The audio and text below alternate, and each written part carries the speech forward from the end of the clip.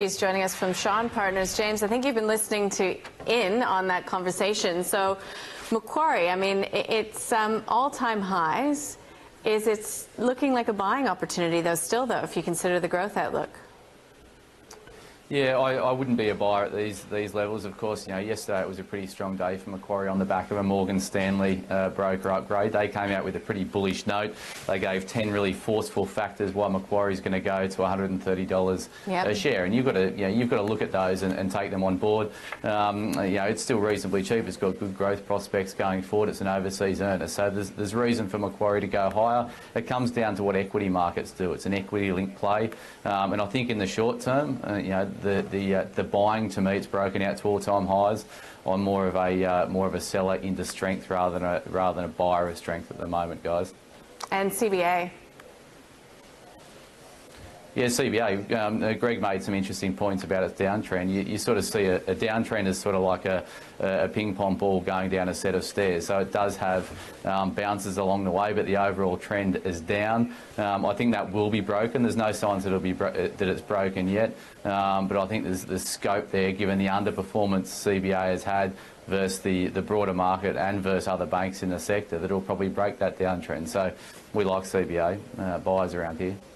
James, it's Henry here. You're a smart guy.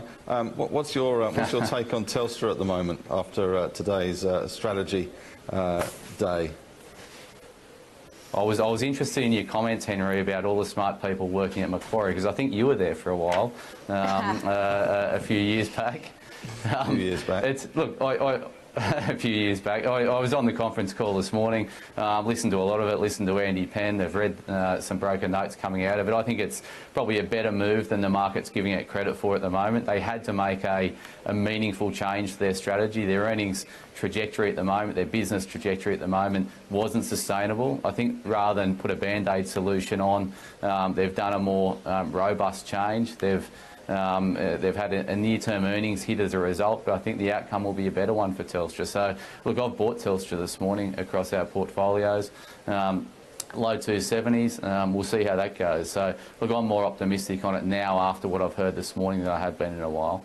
Yeah, James, one of the things that was going through my head, we had a pretty in-depth discussion about it previous hours, that all of a sudden everybody's become, you know, an armchair CEO. What would you do if you were running, you know, Telstra? You know, consensus is that we need growth. It needs to be an innovative company. So on those two fronts, you know, also 5G is in the conversation as well. Were they clear enough on where that growth is going to come from? Were they detailed enough when it came to their plans about 5G? I mean, yes, they've had to make significant changes to the structure of the company, which has happened, but still, magic pudding stuff. Where do people really believe in the future of Telstra going forward, in your view? Well, you've got to look at where the value of Telstra is. So I think one really key element of where the value sits is in the infrastructure still. There's a lot of value in the infrastructure within Telstra. So you've got to, you know, I think spinning that out into a separate entity and allowing analysts to really get an insight into the value of that infrastructure and the scope going forward as they can potentially spin that out. I think that's a really key point. They needed to improve the customer experience. So, you know, they're saying the customer experience has been poor because they were hamstrung by a lot of legacy systems, so they're getting rid of a lot of the legacy systems, and because of that they're getting a hit to revenue by the tune of about $500 million. So that's obviously a near-term negative for longer-term benefit. And I think this 5G, going down the 5G path, is obviously positive, and the way they're approaching it, I think they're approaching it in more of a longer-term viewpoint. So, look, I think it's overall positive. I think the market in the short term will be concerned about the earnings profile over the next 24 months. But what you might see is a transition of holders of Telstra. You might start to see, you know, those investors that are typically bigger money, more clout, that have got a longer-term investment horizon, look at Telstra and the sustainability of their earnings now with the plan that's been outlaid, and put more emphasis on the long term. So, look, I think it could well be an inflection point for Telstra. All right, well, let's get to our first caller who's on the line. Joining us from Brisbane is Sydney. Sydney, what is your question for the panel? Hopefully we can help. Sydney, you there? Oh, I think we may have lost Sydney on the line. We'll try again in a minute, Sydney. Just hang tight. James Garish, Shaw and Partners, while we have you there still. Where else are you looking in the market? I note that BHP is trading relatively flat right now, was lower earlier in the session. BHP, is it sort of a buy for you guys right now at $32.37? It's a buy from a research perspective here at Shaw across our portfolios. We've recently sold out of BHP at higher levels. I think there's three key points that you look at in BHP. I look at how it tracks in line with the emerging markets index. So we've seen a massive divergence between BHP being strong and emerging markets being weak. That often realigns itself. So I think that was the first sign. I think we're seeing global PMIs that are starting to roll over. So I think that's a negative for BHP. And obviously, you know, I look at the Aussie dollar. The weakness in the Aussie dollar is a precursor to further weakness, I should say, in BHP. So technically, no, we're off BHP at the moment. Yeah. Okay. All right. Technically, Greg. Really interesting for BHP right here, right now, or just below 31.90 or around that 32 buck range was a high earlier this year. We fell and then it rallied up through.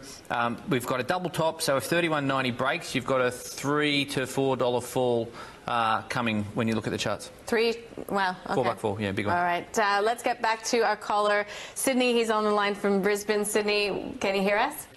Yes, can you hear me? Yes. Oh, what is your question? Yeah. Look, as a long-term shareholder in Telstra, and as the board and the chief executive officer doesn't seem to have any answers to the problems of Telstra, and no good news at any time, do the board think that it may be time to have a complete change in the management of Telstra, in the hope of coming up with something good in the future for Telstra? All right, we'll do sort of a round robin on that one. I'll start with you, Greg McKenna from AxiTrader. I think when you decide that you're going to cut a quarter of your workforce, break off some important assets and take the changes that they've announced today, they're in the process of doing that. As we discussed last hour, to me it looks like Andy Penman's the guy to cut this, but someone else is the person to lead it. And, you know, a year or two down the track, Telstra will end up with a different management team. Henry Jennings. Yeah, I mean, I think this is Andy Penn's sort of last gasp, really. This is his cunning plan. As Greg says, I think that he's a great cost cutter, and this is what he's good at. He's probably a fantastic CFO. He's probably not such a great CEO. I don't know where you find a great visionary CEO. It may be that you need to bring someone in from overseas. But I guess this is the first step, and we've got to give him some credit for doing what he's doing. It's kind of radical, certainly for a company like Telstra. It is radical. It is a behemoth, and it is a radical move. So maybe we've got to give him the benefit of the doubt, give him some time to work the magic. But, you know, it's tough. I wouldn't be there. Yeah, well, I mean, when it comes to, I guess, executive renewal, this happens every 6, 7, 10 years traditionally, James Garish? I mean, when would we be looking, regardless, for some new management coming in at Telstra? Yeah, I think when all of these changes have been made to legacy systems, I think Andy is the right man to go through and do the cutting, as the panel was saying before, implement the new systems that are going to drive the future of Telstra. Then you need someone who's going to be a little bit more inspiring and I guess articulate the vision that they have for the company going forward. So, you know, I've often been told when someone puts a strategy out there, you've either got to trust them or track them. Andy Penn hasn't got a really strong record in terms of tracking him. So I think you've got to trust him in this stage. And the market will give him the benefit of the doubt now, I think. But I think it won't give it, you know, there won't be too much rope given for him to go too far wrong. So, look, as Henry made mention of, it's probably his last hope at this moment. And do you reckon, I mean, I know that we've seen downgrades already. We've seen a downgrade to the FY19 earnings outlook for Telstra. I mean, downgrades often beget further downgrades. Do you think that we're at the end of that cycle or potentially more to come? No, I think he's probably taken a pretty hard line in terms of the downgrade that we've seen this morning. The market was at Bloomberg consensus was at 10.5 for EBITDA in FY19. They came and said that they're going to be somewhere in the low 9, so that's obviously a reasonably big downgrade. I mean, the way to look at it is if you're focusing short term on the earnings, you'll see that downgrade and you'll be a seller of the stock. It's about a 13% downgrade. If you're looking at the strategy that they've put forward and more interested in that, and you won't be too concerned about the near-term earnings headwinds to sort of realign the business and refocus the business and for the longer term. So I think there's two holders, and that's why we're seeing a bit of selling on open today. You know, we've had a lot of flow through Telstra today, selling on open, but now we're seeing a reasonable amount of buying come through the desk. James Garish, we've known each other for a long time. You've done me lots of favours. I'll do you a favour right now. I understand you've got a bit of a charity day going on today. Tell us about it. What have you raised? What are you hoping to raise? It's our Shaw and Partners Foundation Institutional Day. So any brokerage written at our institutional desk today goes straight through to charity. So we support the Stockbrokers Foundation and the Fund Managers Association. So right now we're aiming for $300,000 to go through today. We did $240,000 last year. So we're sitting on about 170 at the moment. So we need about 130 done this afternoon. It should be achieved. So from all the institutions out there, thanks very much. I'm sure the guys on the panel could put through some larger orders this afternoon would be very helpful. Well, a good day for volumes as it stands. James Garish, we'll see you at the foundation dinner tomorrow night. Have a good one today. Thanks, guys.